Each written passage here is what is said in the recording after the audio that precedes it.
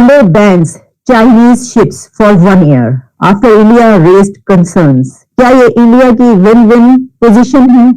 जो है वो उसके बारे में उन्होंने बताया कि किस तरीके से वो डिप्लोमेसी के अंदर उन चीजों को इस्तेमाल करते हैं।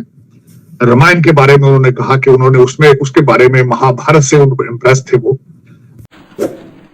आपने सबसे पहले घबराना नहीं है, बाहसियत कौम हम इसका मुकाबला करेंगे। कि श्रीलंका की तरफ से ये स्टेप लिया गया है कि चाइनीज रिसर्च शिप्स को बैन कर दिया गया है कि अब वो श्रीलंकन पोर्ट्स पर कहीं पर भी डॉक नहीं कर सकते। और जो मुझे सबसे ज्यादा खुशी इस बात की थी कि उन्होंने बार बार उस इंटरव्यू में 2-4 दफा जिक्र किया कि हम ओल्डेस्ट सिविलाइजेशन है हमारी। और ये भी कहा गया है कि ये खबर उस वक्त सामने आई कि जब इससे पहले इंडिया के प्राइम मिनिस्टर नरेंद्र मोदी साहब की मुलाकात हुई थी विक्रमासिंघे साहब से, तो उस वक्त ये कंसर्न्स शो किए गए थे कि चाइनीज शिप्स, जो कि बहुत सारी ऐसी हम डेवलपमेंट्स देखते रहे जिसमें कहा यह गया कि कभी इंडियन ओशन में कभी किसी जगह वो शिप्स नजर आती हैं और खास तौर पर ऐसे इलाकों में भी नजर आती हैं जहां पर जासूसी का खतरा होता है। तो ये कंसर्न्स वहां पर पहुंचाने के बाद अब ये खबर सामने आ रही है कि फॉर 1 year 1 साल के लिए चाइनीज शिप्स को बैन कर दिया गया है। चाइना के लिए ये कोई अच्छी खबर नहीं, बहुत बुरी खबर है, जबकि इंडिया के लिए ये बहुत ही अच्छी खबर है। इससे पता ही चलता है कि इंडिया का इन्फ्लुएंस दुनिया में किस तरीके से बढ़ रहा है कि श्रीलंका को इंडिया अगर कोई बात कहता है तो उसको माननी पड़ती है, और इंडिया के कहने पर श्रीलंका ने उसको रिस्पेक्ट किया, उनके कंसर्न्स को, और उसके बाद चाइनीज शिप्स को बैन कर दिया। क्या है, और उसमें कहा गया will not be granted a clearance by Sri Lankan authorities. China जो है उसने ये भी कहा है कि जो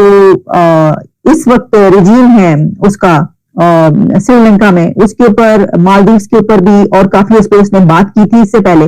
लेकिन हम ये देख रहे हैं कि जो इंडिया है उसका ना सिर्फ ये कि उस खित्ते में, उस रीजन में जिसमें कि कुछ जो नेबरिंग कंट्रीज हैं, जिसमें आप श्रीलंका, बांग्लादेश के हवाले से भी मैं आपको खबर बताई देती हूँ। तो बांग्लादेश के हवाले से खबर ये आ रही है जो कि बीबीसी का मैं देख रही थी, एक वहां पर रिपोर्ट थी जिसमें ये बताया गया था कि जो बांग्लादेश के इलेक्शंस हैं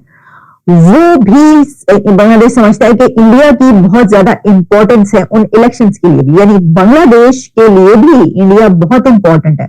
वो भी उसकी बात मानता है। हालांकि हमने देखा कि ताल्लुकात अच्छे बुरे ये चलते रहे, लेकिन फिर भी बाकायदा पूरी बात ये कही जा रही है कि जो रीजनल सारी कंट्रीज हैं वो सब इंडिया को एक बड़ी ताकत समझते हैं और अपना कोई भी स्टेप लेने से पहले देखते हैं कि क्या उनके इंडिया के साथ रिलेशंस पे कोई फर्क तो नहीं पड़ेगा। देखिए उसकी वजह क्या है, उसकी वजह ये है कि जो चाइना है वो भी इंडिया से ये बात कहता रहा है कि हमारी जो ट्रेड है उस पर कोई फर्क नहीं पड़ना चाहिए। हमारी अगर जंगो जगल का मामला, अंदाजा ये करें कि अगर जंग का भी सिलसिला है तो तब भी हमें ट्रेड करने दो, ट्रेड पे फर्क नहीं पड़ना चाहिए। उसकी वजह क्या है, उसकी वजह आप जानते हैं, the most populous country, 5th largest economy, एक ऐसा कंट्री के जिससे हर कोई ट्रेड करना चाहता है, वो कैसे अपने उस बेनिफिट को जाने देंगे। तो अब ये अच्छा उस खित्ते की जब हम बात करते हैं, मेरा ख्याल है कि पाकिस्तान के अलावा तमाम कंट्रीज ये समझते हैं कि उनको इंडिया की जरूरत है। पाकिस्तान ऐसा नहीं समझते, पाकिस्तान में दावा है काका साहब जंगो शंगो की बातें करते हैं, उसको जंगों की बात करते हैं, तभी तो हालात वो है ना। आप देखें ना, जब भी इसका तज्जिया पेश करते हैं बार बार ये बात होती है और की जाती रहेगी, क्योंकि this is fact, this is reality कि जो श्रीलंका है उसके तो खैर हालात बहुत खराब है, लेकिन बांग्लादेश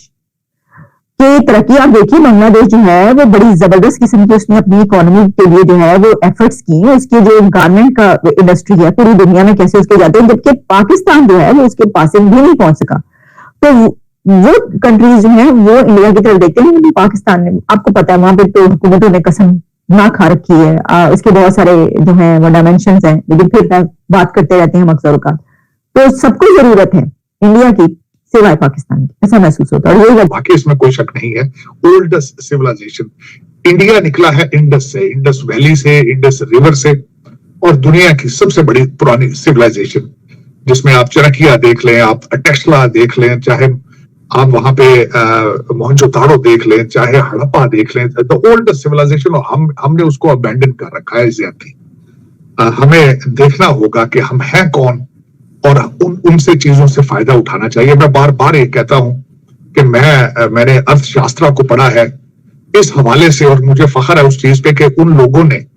जो किताब लिखी है वो जो दी प्रिंस जिसको बाबा सियासत समझा जाता है, कोई अच्छे टर्म से लेते हैं, वो नए टर्म से लेते हैं, मैकियावेली को, उसकी किताब से 1300 साल पहले उन्होंने लिखा है। उसके चैप्टर 7 उसके चैप्टर हैं, बुक उसके वॉल्यूम है, और किस खूबसूरती के साथ 150-200 एडी में बता दिया गया कि स्टेट को चलाने के लिए क्या क्या चाहिए।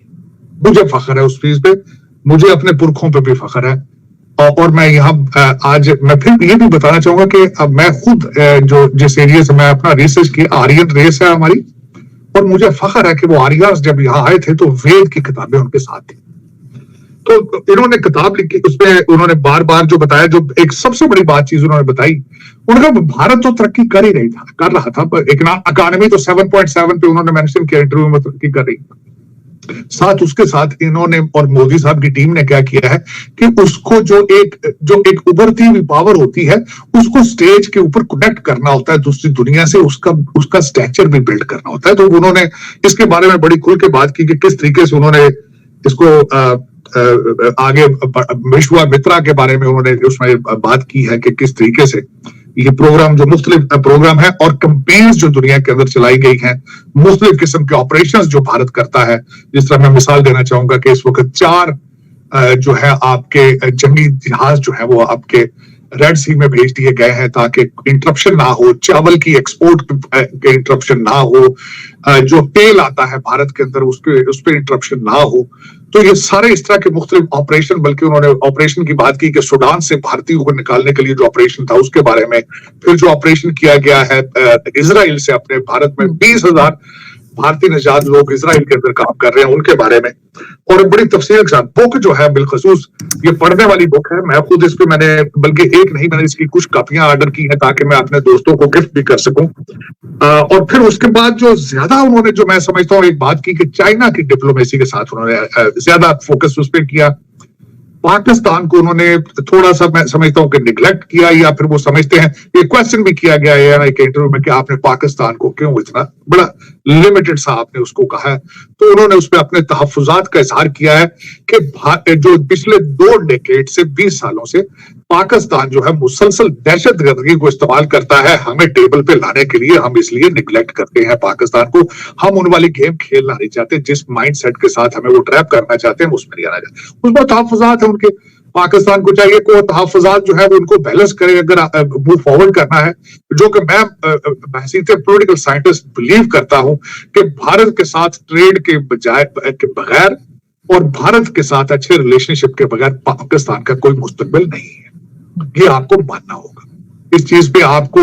एग्री करना होगा। और मेरी नजर में जो मैं आजकल के हालात देख रहा हूँ, नवाज शरीफ साहब हैं और हमारे जो नए आर्मी चीफ साहब, बल्कि बाजवा साहब ने डिसीजन ले लिया था इस चीज का कि भारत के साथ रिलेशनशिप ठीक करने हैं।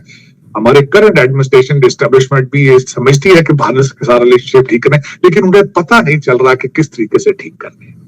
कौन से स्टेप्स लेने हैं। यही एक हमारे ब्यूरोक्रेसी की फेल्योर है, और यही हमारे जो लोग हैं जो कि जिनके इंटरेस्ट सारे जो बाहर बैठे हैं वो शायद समझते हैं कि अगर हमारे भारत के साथ रिलेशनशिप ठीक हो गया तो शायद हमारा जमें खत्म हो जाएंगी, हमारा कारोबार खराब हो जाएगा, जो एक कारोबार चल रहा है 70 साल से। लेकिन ये किसी ना किसी को इस चीज को करना होगा, इसको करना होगा। बल्कि ये मेरा खुद अपना ये एक समझता हूं कि मेरा भी ये मिशन ही समझे कि मैं ये चाहता हूं कि इस खित्ते के अंदर पाकिस्तान जो है वो अमन की तरफ जाए और टेक्नोलॉजी की तरफ जाए और इकोनॉमी की तरफ जाए।